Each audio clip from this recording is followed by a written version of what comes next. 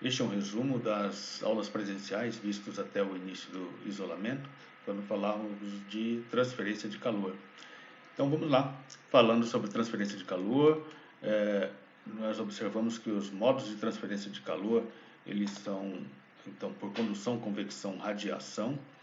A condução, ele é através da agitação molecular dos sólidos, então, basicamente, nós temos aqui sólidos funcionando na condução, convecção, é, pela mudança de posição das moléculas de fluidos. Então, os fluidos eles podem movimentar naturalmente por variação de densidade, ou então pode ser uma movimentação forçada por um bombeamento ou ventilação. A radiação é por transferência por ondas eletromagnéticas. Essas ondas eletromagnéticas atravessam matérias e vácuo, principalmente no vácuo, ela é mais eficiente. Então, a radiação a energia do Sol chega até nós, por exemplo, né, na verdade, a principal. Então, aqui, falando um pouco mais, aqui essa ilustração dá para a gente observar bem que uma fonte de calor, nesse caso uma chama, ela está aquecendo moléculas aqui do ar, perto dessas moléculas do ar, elas sobem, né, elas ganham, elas ficam mais leves, né, perdem densidade, e aí essa perda de densidade faz com que elas troquem de posição, elas subam e outras mais densas descem, fazendo essa movimentação. Quem está então aqui apoiando sobre cima dessa movimentação vai sentir um calor bem maior. Esse calor também, se tocado, se encostado um objeto, um sólido, esse sólido ele vai transferir o calor até a outra extremidade. Bom, aí os sólidos que mais transmitem são os metais. Dentre os metais tem prata, ouro, que são os mais condutivos, e outros sólidos transmitem menos, como os cerâmicos, por exemplo. Na radiação, a radiação ela ocorre em todas as direções, então a radiação está aqui presente junto com a convecção, está aqui também presente junto com a condução, mas assim, ela é notada isoladamente nesses ambientes onde você não observa, não tem a convecção, né, aqui na lateralidade. A convecção está para cima e a radiação ocorre em todos os sentidos, né? Então, quem está ao lado de uma fogueira acaba sentindo esse calor pela radiação. Falando de condução especificamente agora, nós temos a condução, a equação aí da condução de calor. A condução, ela atravessa um sólido, então nós temos aí uma figura aqui, um sólido, e esse sólido ele pode ser atravessado por uma condução. Então, o que aqui seria a taxa de transferência de calor?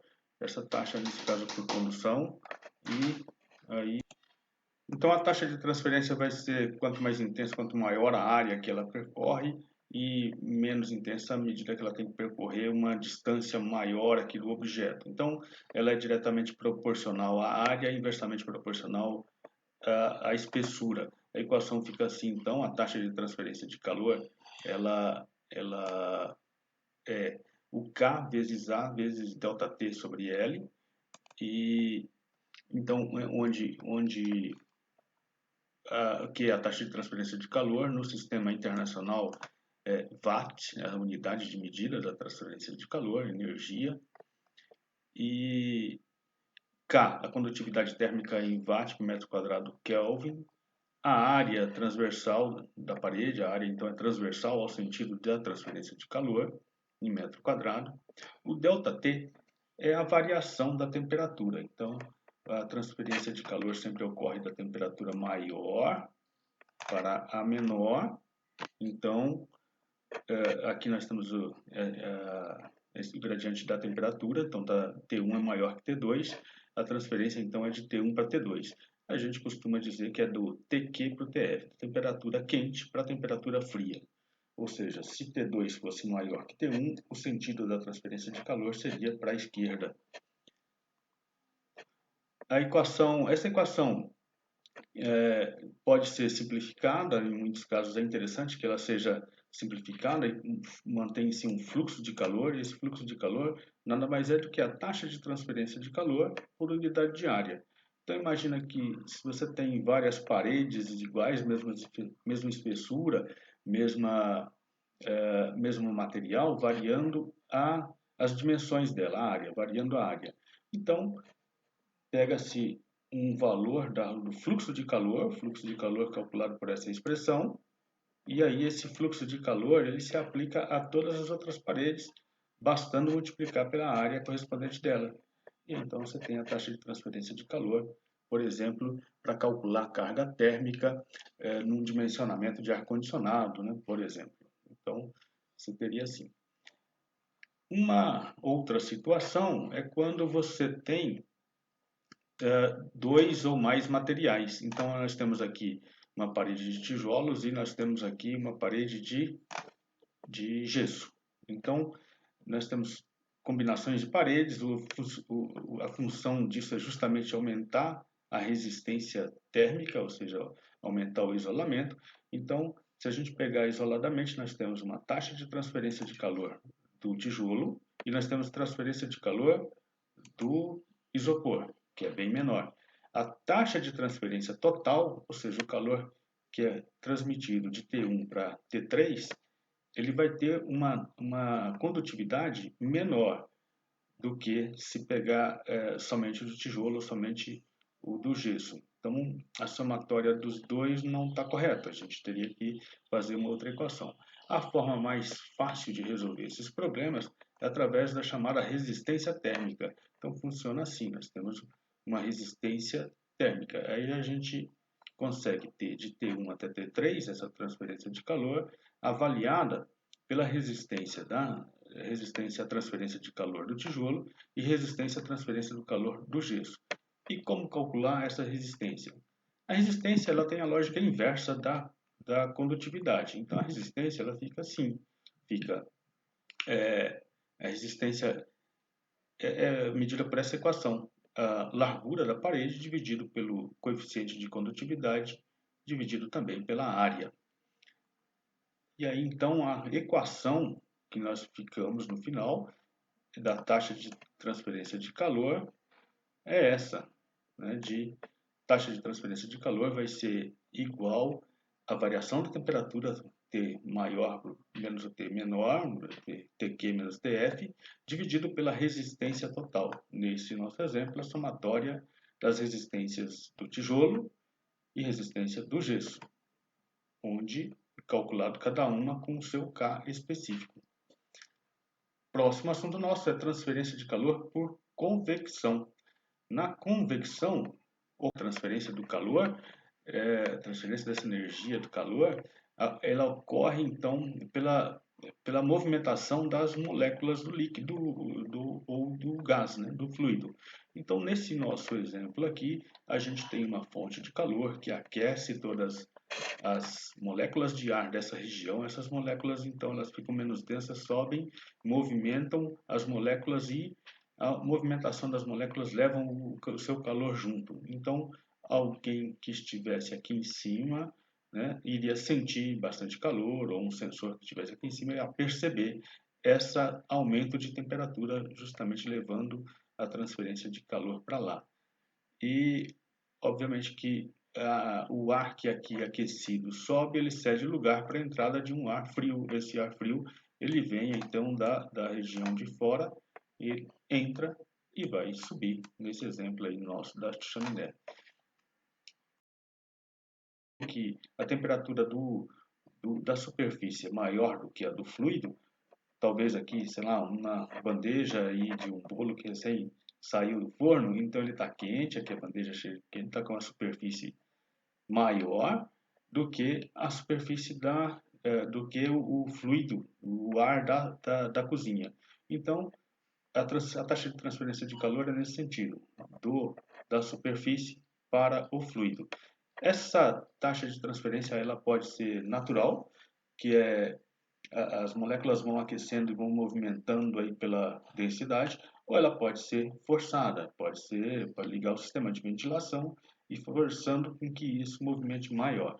Quando se força isso, o coeficiente de transferência de calor é aumentado bastante, fica muito, muito modificado, e aí a taxa de transferência de calor é aumentada. As equações são assim. Então, já usando lá a nossa equação que a gente falou de fluxo de calor, o fluxo do calor por convecção vai ser o coeficiente de transferência de calor por convecção, que multiplica o ΔT, sempre da maior temperatura para a menor. Tá? E aí, nós queremos saber a taxa total. Para a gente saber a taxa total, basta multiplicar pela área. Então, naquela forma que eu ilustrei, então a gente pegaria a área dela, que ela tem esse comprimento aqui, e aí teria uma profundidade. Nessa profundidade vezes a transferência, vezes o comprimento, nós teríamos a área. E essa área, então, a gente teria, com essa área total aqui, a gente teria, então, multiplicado pelo fluxo de calor, a taxa de transferência de calor por convecção, neste caso. Problemas agora relacionando dois meios de transferência de calor. Complicado é fazer uma simples equação de índices de transferência de calor. O mais adequado é por resistência. Então, nesse caso, se nós estamos saindo aqui da temperatura TA e vamos para TB, a gente está admitindo que TA é maior que TB, na verdade aqui representando aqui pelo sentido da temperatura de que TA está maior que TB, esse é o fluxo, esse é o sentido do fluxo do calor, né? Então, o fluxo do calor ocorre de TA para TB. Então, de TA para TB, nós podemos montar um sistema de circuitos térmicos. Esse circuito térmico seria assim, de TA até T1, nós teríamos, de TA até T1, nós teríamos uma resistência aqui. Essa resistência que vai acontecer ali de TA até T1 é por convecção. Depois nós temos uma condução de T1 até T2 e nós temos novamente uma resistência por convecção de T2 para T3, já em outro ambiente, outra equação. A gente já tinha visto lá na condução de que a resistência na condução ela é a espessura da parede dividido pelo o coeficiente de transferência de calor por condução, ou seja, a condutividade térmica, também dividido pela área. E aí, para diferenciar, vamos colocar aqui que então a resistência por condução é L sobre Ka. E na convecção, não tem o L, não aparece o L, fica 1 sobre HA, onde o H é o coeficiente de transferência de calor por convecção. O nosso circuito, então, fica montado dessa forma. A gente tem aqui a resistência de convecção no ambiente externo, de TA para T1, de T1 para T2 é condução, está aqui a nossa resistência, a resistência de T2 para TB, convecção, por essa expressão. E a taxa, então, a taxa de transferência de calor total, está ali, medida aqui. Taxa de transferência vai ser igual à temperatura A menos B, dividido pela somatória das resistências. Ou seja, basta conhecer a temperatura inicial e a final, para que a gente possa determinar as resistências. Ou, em outras palavras, conhecer as resistências para, a partir de uma temperatura externa, determinar, calcular qual seria a temperatura interna com base nas resistências dadas. A equação que a gente possa trabalhar aí tranquilamente.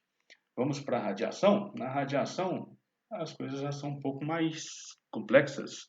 Nós temos na radiação, a melhor ilustração que nós temos da radiação é a do Sol, né? Do Sol, que aí emite radiação por toda a Terra, toda a superfície que está sobre a Terra e nós também.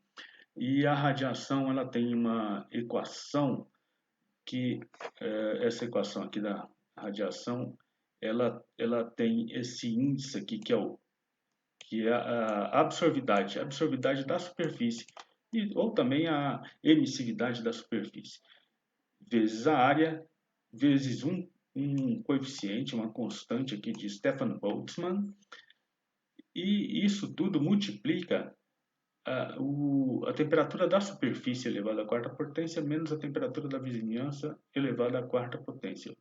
Ou o contrário, se a vizinhança for temperatura maior que a superfície. A gente faz TV a quarta menos TS a quarta nesses casos.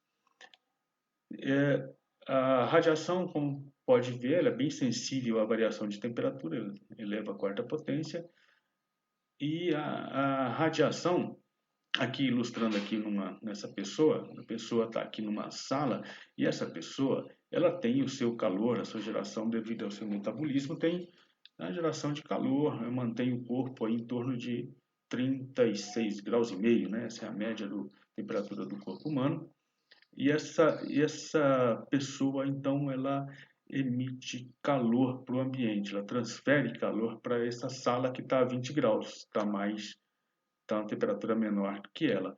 Essa transferência de calor ocorre da superfície do corpo dessa pessoa para o fluido através da convecção, mas ela também acontece dessa superfície dela até a superfície de toda a vizinhança da sala por radiação. Aí a transferência de calor total que vai acontecer da pessoa para o ambiente, ela vai ser por convecção e por radiação em paralelo. Então, na transferência por radiação, normalmente aparece também a convecção, a resistência total vai ser paralela com essa. Nós não vamos aqui entrar em grandes detalhes da radiação. Radiação é um campo bastante extenso e complexo, mas assim, o que é importante vai ser importante a gente conhecer alguns detalhes e nós vamos falar deles aqui da radiação. A emissividade ou absorvividade, o que seria isso? Tem uma superfície, essa superfície com uma determinada temperatura, ela emite radiação, mas ela também absorve radiação. Basicamente, a característica da superfície, ela de emissão ou de recepção da radiação, elas têm valores aproximados, são praticamente o mesmo índice. Então, uma superfície que tem grande emissividade de radiação também tem grande absorvividade, e vice-versa. Sendo que esse índice de emissividade ou absorvividade, ele varia de 0 a 1. Então, 1 é quando é 100%, ou seja, um corpo totalmente emissível. Coisa irreal, né? Mas que seria esse imaginário aí de 1. E aquele que não absorve, não transfere nada, aqui também é irreal, seria 0. Né? Seriam os limites deles. A constante de Stefan Boltzmann, ela tem esse valor no sistema internacional, 5,67 vezes 10 a menos 8 watts por metro quadrado, Kelvin elevado à quarta potência. TS é a temperatura da superfície e TV é a temperatura da vizinhança, todos em Kelvin. Então, sempre trabalhamos com Kelvin nessas equações aí de transferência de calor, na termodinâmica, são Kelvin. No entanto, na condução e na convecção, pode-se utilizar Celsius, uma vez que a transformação de Celsius para Kelvin é só com adição, né? Então, quando você faz o ΔT, faz a subtração, a adição de um lado, a adição de outro, elimina, né? Elimina essa transformação. Então, é possível trabalhar. Mas a unidade adequada é Kelvin. E aqui, como está elevando a uma potência, não se pode usar o Celsius. Então, você tem que usar Kelvin, já que está trabalhando com potências, então não dá para fazer a diferenciação. Tem que fazer a transformação primeiro para depois aplicar a equação. Considerando um pouco mais sobre a radiação, nós já falamos, é sensível, bastante sensível à variação de temperatura. Os índices de absorvividade e emissividade, eles variam com uma faixa de onda radioativa, que torna um pouco complexo tudo isso. Mas, assim, a gente não vai aprofundar muito nesses detalhes. O importante é saber, se queremos proteger da radiação, ou seja, isolar da radiação, nós temos que ter superfícies mais polidas e mais claras. Nós não queremos absorver muito disso.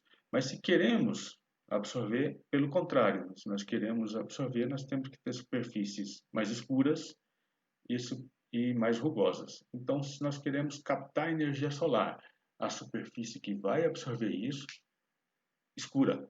e porosa. Aí nós queremos evitar que a radiação solar ela aqueça o ambiente interno. Então, o externo nosso teria que ser polido e claro, as duas coisas juntas, ou pelo menos uma delas. É assim. Para saber um pouco mais sobre esse assunto, recomendo que deem uma olhada aí nas apostilas do professor Carlos, do IF de Santa Catarina. Foi de lá que eu peguei esse material para resumir aqui. Ele tem, além dessa parte 1, 2 e 3, dá para acompanhar bem. O livro do Moran, que tem disponível também na nossa biblioteca. Bom, quando for possível voltar na biblioteca, trata muito bem esse assunto. E é isso. Um abraço a todos e até a próxima.